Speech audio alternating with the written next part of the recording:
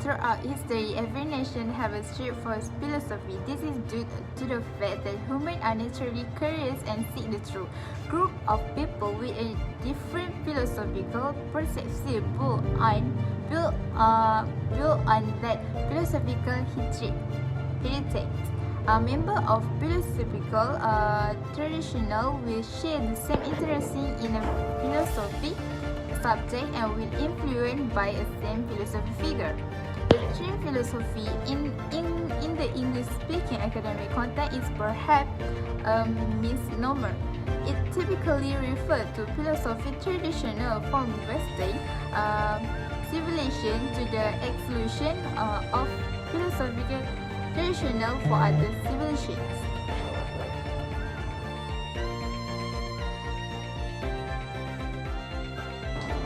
The development of philosophy could be applied as much more extensive understanding of what medieval Western philosophy is and what it should be like investigate philosophy history than usual expected.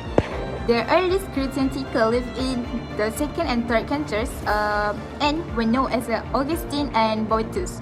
These thinkers have finished around 1350 with the generation of the Occam, or to have contributed some later 14th and 15th century stories, or to have end with a scholastic Silver Age.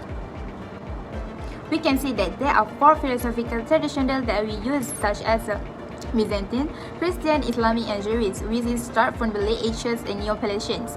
Also different religion, but the cultural traditional belongs to the monotheists, allow this religion to be related to philosophy.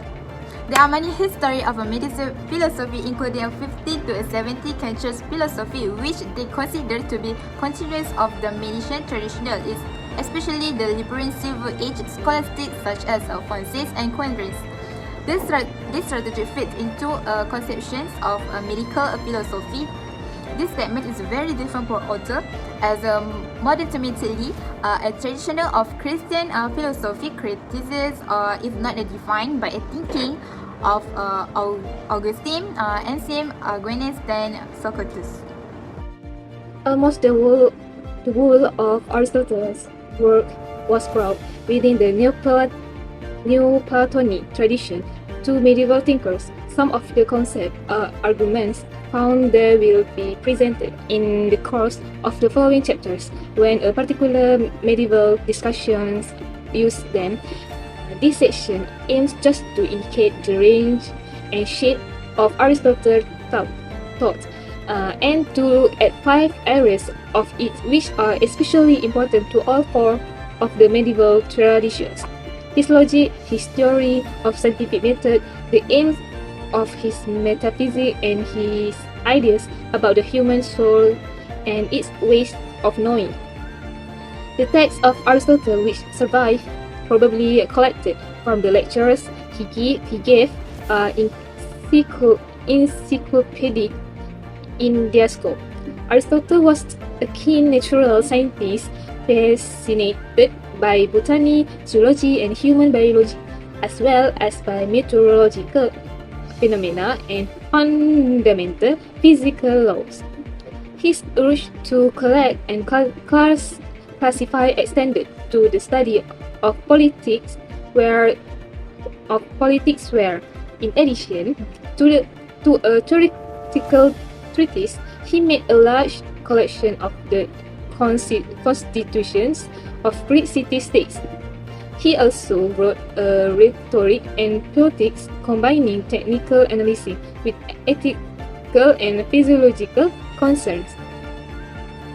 For philosophers, in his central works are the Logic, the so-called organon, including his treatment of scientific method, his study of the soul, the metaphysics, and the physics, and on generation and corruption, and the Nicomachean ethics. My idea. First, Boethius and the logical curriculum at the end of antiquity.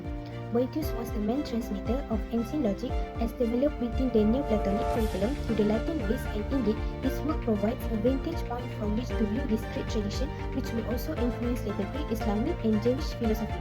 The first three works of the logical curriculum received extensive commentaries from Boethius, to each on the isagoge and on interpretation, one on the categories. Boethius's commentaries are based very largely on the Greek tradition, but they are not slavish copies. My second idea, monks and encyclopedias, the Latin race from 525 to 780. Indeed, in the 6th to 8th centuries, as Roman administration broke down and barbarians invaded or slowly established their kingdoms, intellectual activity was restricted and philosophical speculation seems to have ceased. Two of the works of these encyclopedias would be important for medieval Latin philosophy, Cassiodorus' Institutions and Isidore of Service Etymology. Insular learning in the 7th and 8th centuries does, however, anticipate one important aspect of early medieval Latin philosophy. My third idea, the last pagan philosophers and their Christian pupils. Ammonius was certainly a pagan, but he seems to have made a peace with the Christian authorities, which in this time of persecution, other philosophers regarded as treacherous. By contrast, Pseudo-Dionysius takes the main structural features of Proclus' philosophical system and re-expresses them in Christian terms.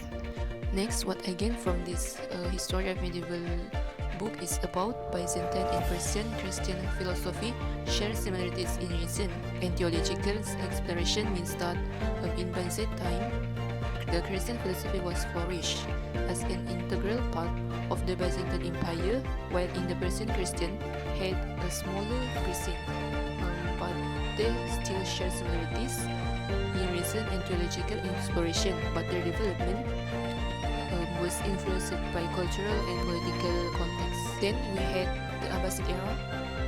In the Abbasid era, many traditions of philosophy emerged and being wider and more wider, which is influenced by the Greek, Persian, and Indian thought.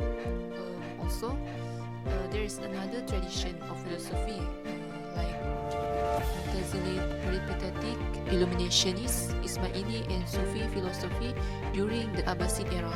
Also, we had Alcuin. Alcuin of York was an Indian scholar and theologian who served as an advisor to Charlemagne, the king of the Franks, and later the emperor of the Carolingian Empire. Alcuin's main contribution was his promotion of the liberal arts, which is included the study of philosophy.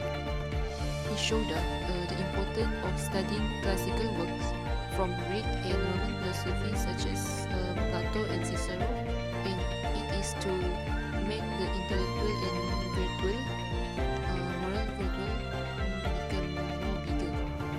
Overall, Alcuin contributed to the cultivation and dissemination of philosophical ideas. Point 7. According to the philosopher Erugena, God's destiny is explained as God's awareness of the initial causes. Erugena's argument against double predestination is summarized by Carabine as follows: God cannot predestine human wills, and humans are blessed or punished based on their own free will. Point 8. The debate of the isagoge is more profound in the Byzantine tradition, and unlike many interpretations on this chapter, it takes seriously the topic of whether or not genera and species are corporeal.